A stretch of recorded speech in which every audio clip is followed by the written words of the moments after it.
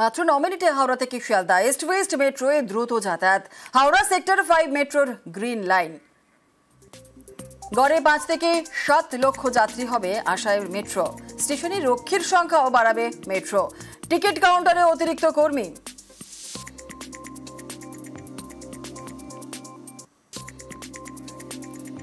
মিনিটে হাওড়া থেকে Sealdah east West মেট্রোয়ে দ্রুত যাতায়াত। হাওড়া সেক্টর 5 মেট্রোর গ্রিন লাইন। আর গড়ে 5 থেকে 7 লক্ষ যাত্রী হবে আশায় রয়েছে মেট্রো। স্টেশনে রক্ষীর সংখ্যা বাড়াবে মেট্রো। টিকিট কাউন্টারেও অতিরিক্ত কর্মী।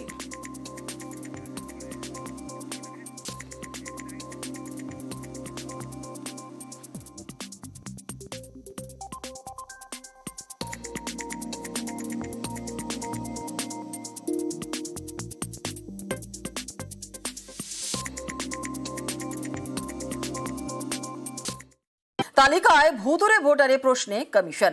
নির্বাচন কমিশনের বিরুদ্ধে মামলা, হলফনামা তলব কলকাতা হাইকোর্টে। তালিকায় ভুতুড়ে ভোটারে প্রশ্নে কমিশন। নির্বাচন কমিশনের বিরুদ্ধে মামলা আর হলফনামা তলব কলকাতা হাইকোর্টে।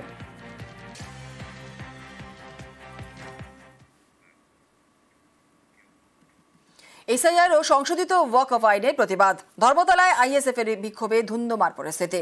নওশাদ সিদ্দিকীর সঙ্গে বচসা ধাক্কাধাক্কি পুলিশের। আর মিছিল করে এসে ডোরিনা ক্রসিং এই অবস্থান করতে চান আইএসএফ বিধায়ক। পুলিশ বাধা দিলে তুমুল উত্তেজনার সৃষ্টি হয়। প্রথমে জোড়াসাঁকো থানায় নিয়ে যাওয়া হয় আইএসএফ বিধায়ককে। আর ধাক্কাধাক্কিতে অসুস্থ হয়ে পড়ায় নওশাদ সিদ্দিকীকে কলকাতা মেডিকেলে নিয়ে যাওয়া হয়। এক্সরেও করানো হয়। পরে নওশাদ সহ গ্রেফতার 18 জন। পুলিশের সাথে থেকে সিভিল ড্রেসে মেরেছে। নেম প্লেট নেই যে তার নামটা দেখবো। শান্তিপূর্ণ মিছিল উপর আক্রমণ চালাচ্ছে। এই প্রথম পুলিশ আমাকে কোনোদিন আজ পর্যন্ত এই আচরণ করেনি। আজকে যেটা হলো, পুলিশের ভেসে অন্য কেউ আছে কি বলতে পারবো না। আমাদের মিছিল চলবে, এই মঞ্চ ধন্যবাদ 7 দিন চলবে।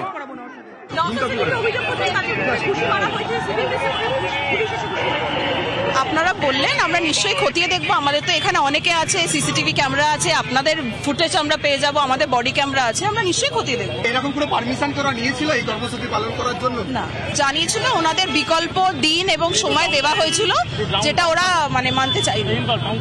ওনাদের ওয়াই চ্যানেল দেওয়া হয়েছিল, ওনারা মানেনি।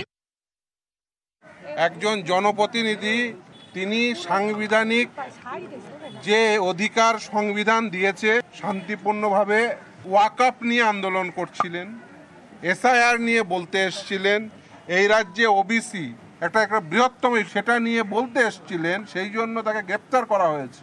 যেখানে এত পুলিশের উপস্থিতি, সেখানে কেন একজন বিধায়ককে আক্রান্ত হতে হবে? পুলিশকে প্রথম আক্রমণকারীকে দেখতে হবে যে কে আক্রমণকারী। সেই হলুদ টি শার্ট পরা ব্যক্তি কে।